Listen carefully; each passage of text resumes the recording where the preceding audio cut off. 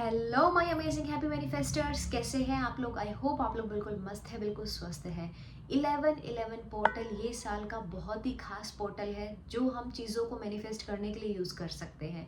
अगर आपने मेरी एक एंजल नंबर की वीडियो देखी होगी कि आपको बार बार 111 या 1111 क्यों दिखाई देता है, तो आपको उस वीडियो से ये समझ में आया होगा कि जब भी आप किसी भी मोड पर नेगेटिव होते हैं। अभी थोड़ा सा पोज लेते हैं। आप एक बार ये चीज़ को अच्छे से समझ के देखें, ऑब्जर्व करें कि जब भी आप कोई भी चीज़ में नेगेटिव हो रहे होते हैं, अगर नो कॉन्टैक्ट सिचुएशन है, आप बहुत नेगेटिव हो रहे हैं, जॉब नहीं लग रही है, बहुत नेगेटिव हो रहे हैं, या सक्सेस नहीं मिल रही है, बहुत नेगेटिव हो रहे हैं, तो आप देखोगे कि आपको टाइम 111 या 1111 बहुत ज़्यादा दिख रहा है, या आपको कहीं ऐसा नंबर प्लेट पर दिख जाएगा, वो नंबर आपको बार बार रिपीट होना शुरू हो जाएगा। तो उस वीडियो में मैंने ये भी बताया था कि ये एक साइन है यूनिवर्स का नई शुरुआत के लिए। जैसी भी जो भी सिचुएशन है, अब उससे आगे जाना है, उससे आगे निकलना है, उस चीज़ को मैनिफेस्ट करना है, तो नई शुरुआत हमें करनी पड़ेगी। तो जो ये नंबर होता है ना, ये न्यू बिगनिंग्स के लिए होता है। 1111 नंबर न्यू बिगनिंग्स के लिए होता है, नई शुरुआत के लिए होता है। तो हमें क्या करना है, 11 नवंबर को हमें अपनी जो भी चीज़ें हैं वो चीज़ की लिस्ट बनानी है। सबसे पहले में अच्छी जॉब मैनिफेस्ट करना है, लिस्ट में ऐड करना है, मुझे अच्छी जॉब मैनिफेस्ट करनी है। पार्टनर के साथ में कांटेक्ट मैनिफेस्ट करना है, उसमें लिखना है कि यस, पार्टनर के साथ में रिश्ता बहुत अमेजिंग होना चाहिए, ये चीज़ को मैं मैनिफेस्ट करना चाह रही हूँ या चाह रहा हूँ। आपको मनी मैनिफेस्ट करना, उसमें लिखेंगे मनी मैग्नेट बनना है, लव मैग्नेट बनना है, सक्सेस मैग्नेट बनना है। वो सारी चीज़ें आपने उस लिस्ट के अंदर में लिखी। अब उसमें से क्या क्या चीज़ें आपको पीछे छोड़ने की ज़रूरत है। देखो, लिखते तो हम बहुत कुछ है, बहुत कुछ करते भी हैं, लेकिन नेगेटिविटी को पॉजिटिविटी को साथ में लेकर के चल रहे होते हैं। मतलब जहाँ पर होता है ना, आप इतना अच्छा आपने कर्म किए, लेकिन साथ में आप बुरे कर्म भी कर रहे हो, तो फिर वो तो न्यूट्रल हो रही है एनर्जीज। अब यहाँ पर बुरे कर्म इन द सेंस की नेगेटिव एनर्जी, जो आपके नेगेटिव थॉट्स है, नेगेटिव बिलीफ है, या लिमिटेशंस बहुत ज़्यादा है, उनके बारे में बात कर रही हूँ।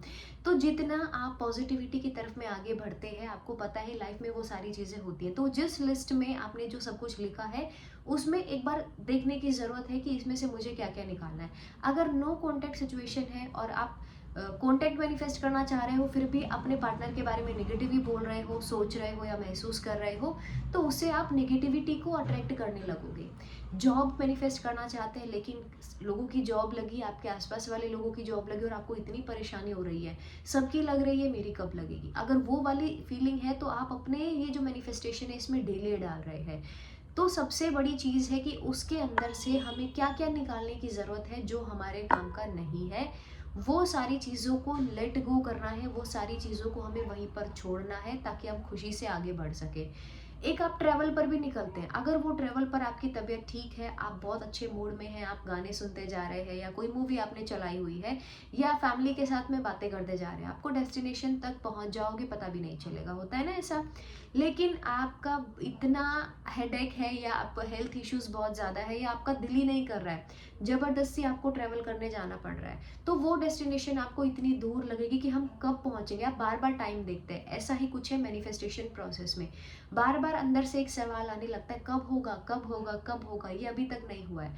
तो ऐसा नहीं करना है, वो सारी चीज़ों में से निकालो, उसको अपनी वाइब्रेशन पर काम करो। और एटलीस्ट अगर हमने 11 नवंबर से स्टार्ट किया है, तो उसको 11 दिन तक तो कंटिन्यू करना है। वही सारी चीज़ों की अगेन एंड अगेन एवरीडे हमें लिस्ट बनानी है, विश्वास रखना है, उसी वाइब्रेशन में रहना है, अपने ऊपर विश्वास रखना है कि हम अपनी वाइब्रेशंस को करेक्ट करके वो एक फ्रिक्वेंसी का मैच बनाएंगे और चीज़ों को मैनिफेस्ट करेंगे। अब यहाँ पर ना आप लाइफ के सारे एरियाज को लेकर के चलना, अपनी हेल्थ, वेल्थ, रिलेशनशिप, करियर, सबको यहाँ पर मैं लेकर के चलना।